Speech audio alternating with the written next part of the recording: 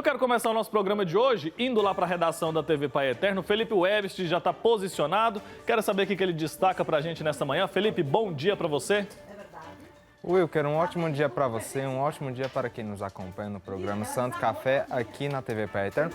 E Wilker, você falando sobre a questão de paciência, essa semana eu vi uma coisa tanto que eu achei interessante. Um carro na minha frente no trânsito e aquelas figurinhas assim, recém-habilitado. Por favor, tenha paciência. Então é um exemplo ótimo para a gente seguir, para a gente colocar em prática. Exatamente. Eu não falei sobre o trânsito aqui, mas o trânsito é um lugar onde a gente precisa exercitar a paciência o tempo todo, né, Felipe? Senão a gente acaba arrumando a confusão, né? Porque tem muita gente estressadinha por lá. Então fica mais esse recado para quem está nos acompanhando. Exercite a paciência dentro de casa, no trabalho e no trânsito também, que pode ser até perigoso. Perfeito.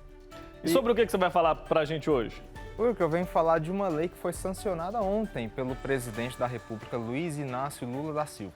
E essa lei, ela promete ajudar mulheres que sofreram violência doméstica e que estão em vulnerabilidade socioeconômica. No caso, essa lei, ela oferece um auxílio aluguel para essas mulheres que sofreram relacionamentos abusivos e que não têm um lugar para onde ir.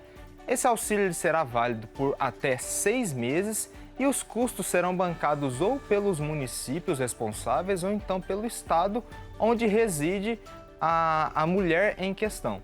É bom a gente fazer também, Wilker, um comparativo, porque no Brasil inteiro a gente possui mais de 5.500 municípios e apenas 134 possuem algum abrigo ou então órgãos que auxiliam nessa questão, que acolhem mulheres que sofreram abusos em relacionamentos ou em outras questões que estão em vulnerabilidade socioeconômica. É bom também a gente lembrar um dado que é importante e ao mesmo tempo preocupante, Wilker.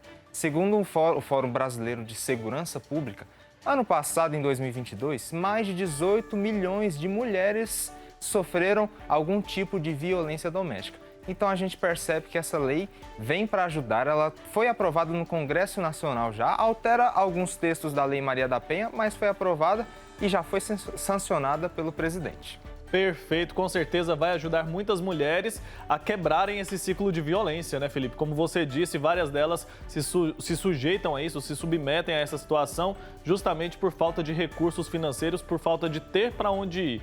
E uma medida como essa pode, inclusive, salvar a vida dessas mulheres e também dos seus filhos. Felipe, mas tem outra informação também que você vai trazer para a gente agora, falando sobre uma decisão polêmica envolvendo a Uber, né? Justamente, Wilker, falando da Uber, que é aquele aplicativo, aquela plataforma de motoristas de aplicativo, ela foi, no caso, multada em R$1 bilhão e ela vai ter que assinar a carteira de todos os trabalhadores que participam, que possuem esse registro no aplicativo, Wilker. Isso é por parte do Ministério Público do Trabalho e quem assinou essa questão foi o juiz Maurício Pereira Simões. No caso, ele alega que a Uber tem que assinar a carteira de todos os seus trabalhadores, que é bom lembrar, na verdade, que quem trabalha na Uber não tem carteira assinada com o aplicativo, é como se fosse um trabalho à parte, por exemplo. E no caso, a decisão seria que a Uber deveria pagar R$1 bilhão em multa por danos morais coletivos, além também de assinar a carteira destes motoristas, desses trabalhadores que estão na companhia, que estão na Uber. Desse R$1 bilhão que, no caso, a Uber, inclusive, vai recorrer para tentar sair dessa dívida de R$1 bilhão, mas se for decidido com que ela pague, 50% vai para o fundo que auxilia nas pessoas desempregadas, no caso, que conta como os trabalhadores, os motoristas de aplicativo que estão trabalhando na Uber. Bom relembrar mais uma vez, a Uber vai recorrer e vai apresentar alguma resposta para tentar sair dessa decisão. Certo, então, para explicar para quem está em casa, nada muda por enquanto. Foi uma decisão de primeira instância, a Uber já disse que vai recorrer e, por enquanto, tudo se mantém como está. Os motoristas de aplicativo, até então, não vão ter a carteira assinada. Essa decisão foi de um juiz lá de São Paulo e a gente vai ver, né, quais serão os desdobramentos. Fato é que a Uber já falou, não vou pagar, não vou assinar a carteira de ninguém até que o último recurso seja utilizado. E a Uber argumenta, inclusive, Felipe, porque eu não sei se você sabe, no início, lá quando ela começou as operações aqui no Brasil, era para ser um aplicativo de carona.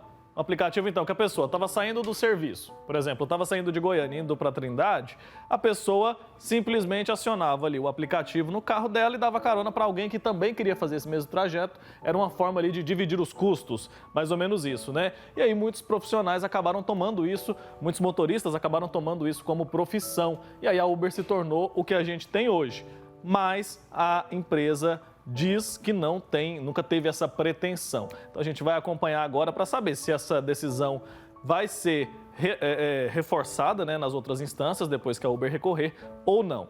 Multa é pesada, né? R$1 bilhão aí dá R$10 mil por Muita motorista. coisa, né? Obrigado, Felipe. Até a próxima, viu? Até a próxima. Abraço. Tchau, tchau.